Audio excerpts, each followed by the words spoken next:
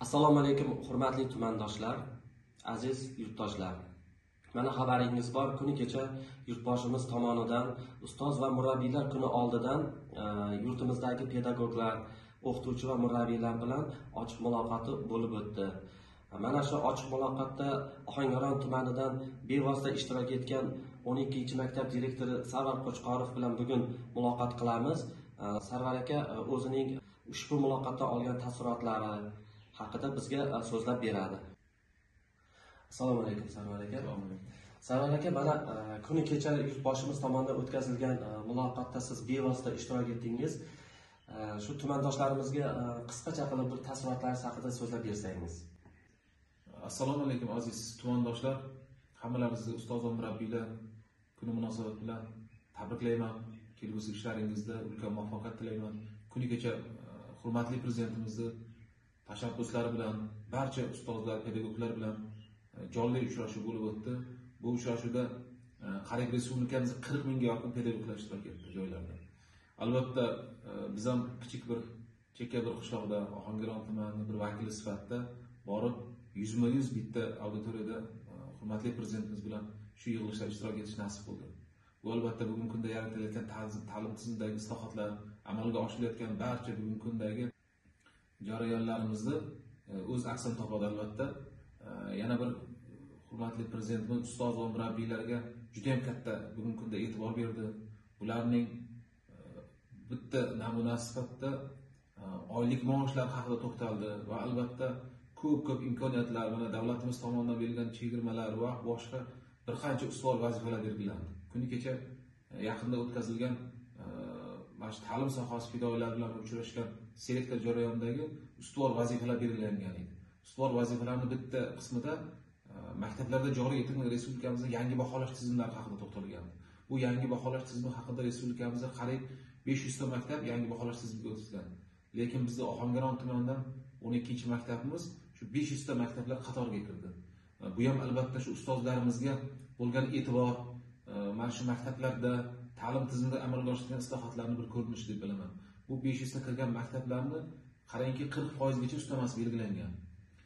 Bugungi kundagi oddiy muallim direktor jamg'armasidan tashqari, ya'ni shu yangi baholash tizimida 40% ustamalar olyapti. Bu ham albatta shu oddiy muallimning, oddiy o'qituvchining bugungi kundagi olayotgan o'zini maoshiga qo'shimcha bir daromad deb bilaman. Yana bitta imkoniyatlardan biri haqida to'xtalamiz. Kuni kecha mana hurmatli prezidentimiz to'xtalib o'tdiki, oddiy o'qituvchilarning o'zimizni boshlang'ich sinf o'qituvchilarining oyiga 15% ustamalarni joriy qildi. Bu tarixda bo'lgan emas bunday narsalar. Bu o'qituvchilarga berilayotgan yana bitta imkoniyat deb bilamiz. Chunki bugungi kundagi o'qituvchini qanchalik ulug'lasak, qanchalik e'zozlasak, kelajakda jamiyatdagi barqaror farzandlar, komil insonlar bo'lib topish uchun bu albatta o'qituvchilarning mevasi deb bilamiz. Har bitta chiqarilayotgan shogirdlar o'zini vatanini sevadigan, ona yurtiga sadoqat bilan xizmat qiladigan o'g'il-qizlar bo'ladi deb yetishadi. Bular uchun albatta shart-sharoitning yaratilishi, u shart-sharoitga nafaqat oddiy pedagoglar, chekka qishloqdagi pedagoglar ham prezidentimizni har qanday islohotlarga labbay biz tayyormiz deb javob bera oladigan mutaxassis kadrlarni yetib chiqarish uchun bel bog'laydi deb o'ylayman. Bugun shuncha imkoniyatlar yaratildi.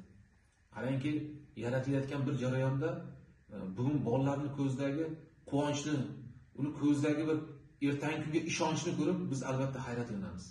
Va albatta yana bitta narsani ta'kidlab o'tamizki, mana muhtaram prezidentimizni shunchalik keng ko'lamli imkoniyatlarni yaratib berish jarayonida ta'lim tizimida bizda shunaqa jarayon yaratildiki, ximiya xonalarida mana virtual laboratoriyani tashkil qilganmiz. Buni yaxshi xabaringiz bor.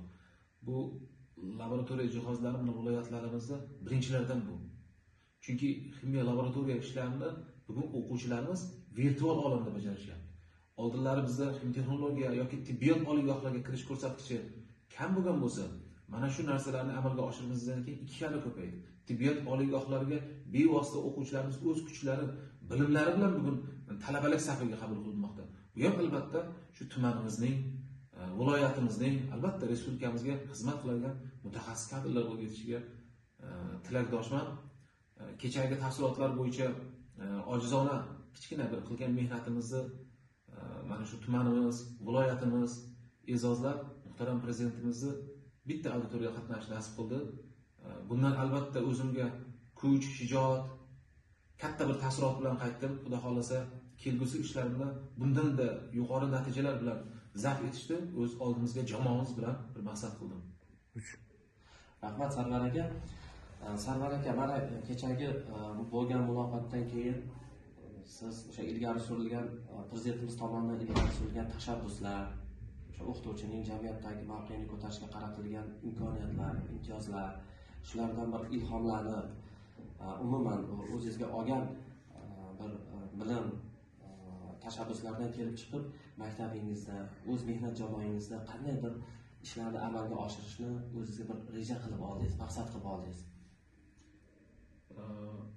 Juda o'rinli savol berdingiz. Albatta bu har bitta qilinayotgan mehnatda orqasida juda ham katta bir kuch, ishonch, g'ayrat yotadi. Mehnat jamoasining mehnati. Albatta mana shu qilinayotgan har bir ishda shu 12 maktabning jamoasining roli katta.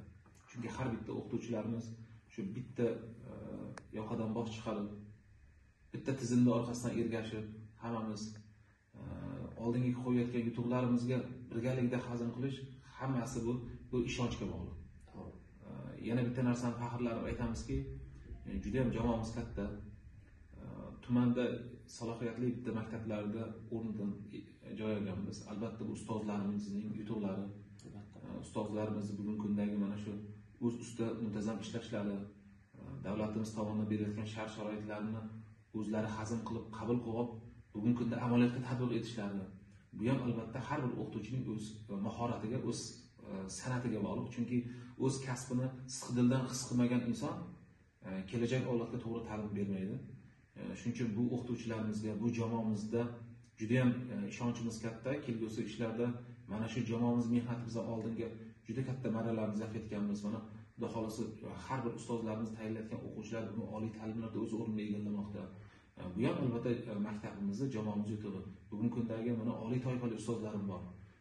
Birinchi toifali ustozlarim bor. Mutaxassis ustozlarim bor. Eng asosiy yosh kecha oliy ta'limni bitirib kelgan. Bugun o'shalarda ustozlarimizning shogirdlari bugun o'quvchilariga ustoz bo'lib keldi. Kechirasiz, shu o'rinda bitta savol beraman-da. Agar sir bo'lmasa, shu maktabingizda eng ko'p oylik olayotgan ustozni oylik maoshi qancha?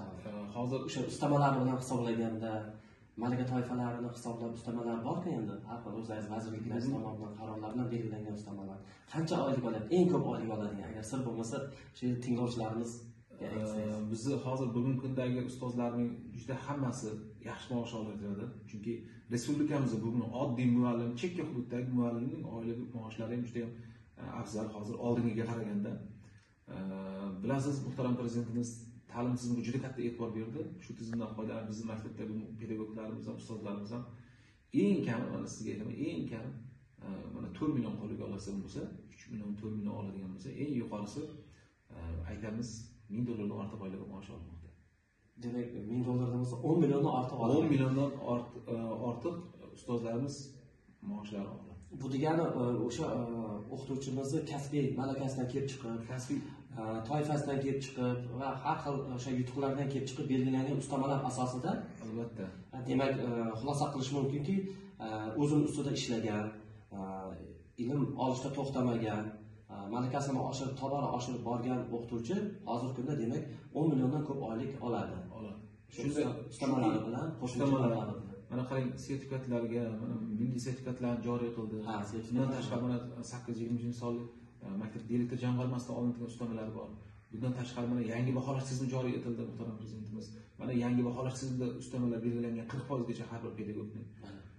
Mana shunday ko'p imkoniyatlar berildi. Faqat bizning oldimizda turgan eng katta maqsad o'zidagi ishonch, o'ziga bo'lgan shijoat, bugungi kundagi islohotlarga to'g'ri talqin qilib, o'z ustida ishlaydigan pedagog bugungi kunda albatta ehtiyoji uchun bemalol katta maoshlarni olyapti. Men oldimga bitta narsani ko'ramanki, yana bir uzoq bilan 2-3 yilda barcha sohalar hammasi ustoz va murabbiylar safi kengayib, o'qituvchi bo'laman degan narsani oldida maqsad qiladi.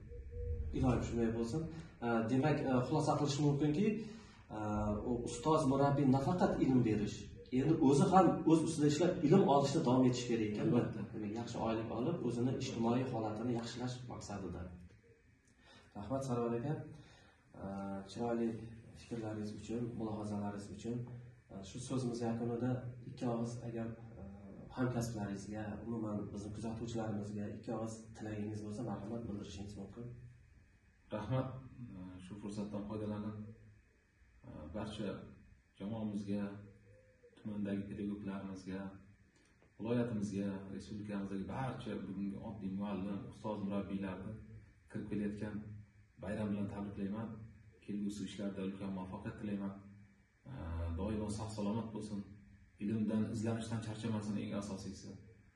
Oldimizga bugun yaratib bergan shart-sharoitlar, imkoniyatlar, kechagi men olgan taassurotlar juda ham bir o'zimni kuch-g'ayrat bilan qaytganman va albatta mana shu jamoam bilan, shu ustozlar bilan kelgusida shijoatkorona, sof vijdonni o'rtaga qo'ygan holatda kelajak avlodni tarbiyalashda, barkamol avlodni voyaga yetkazishda, ularga ta'lim tarbiya berishda, salohiyatli, mukammal kadrlar bo'lishda oldimizga bir maqsad qo'yamiz va niyat qilamiz. Ohangaron tumani juda ham ulug' tuman. Bu katta dargohdan, katta tumandan juda katta mutafakkirlar, olimlar juda ham respublikamizda xizmat qilgan, mehnat singan insonlar ko'p. Xudo xolasa yosh kelajak avloddan mana shu ustozlar bergan ta'lim tarbiya natijasida respublikamizga, xalqimizga munosib xizmat qiladigan mutaxassislar bo'lib yetishiga ishonaman. Albatta hammalaringizni kirib kelayotgan bayram bilan samimiy muborakbod etaman. Elyor aka, sizga katta rahmat. Sizga ham rahmat. Suhbatimizni tashkil qilganingiz uchun doim sog' bo'ling. Sizdan ustozsiz. Bayram sizga ham muborak bo'lsin. Rahmat. Rahmat. Salomat.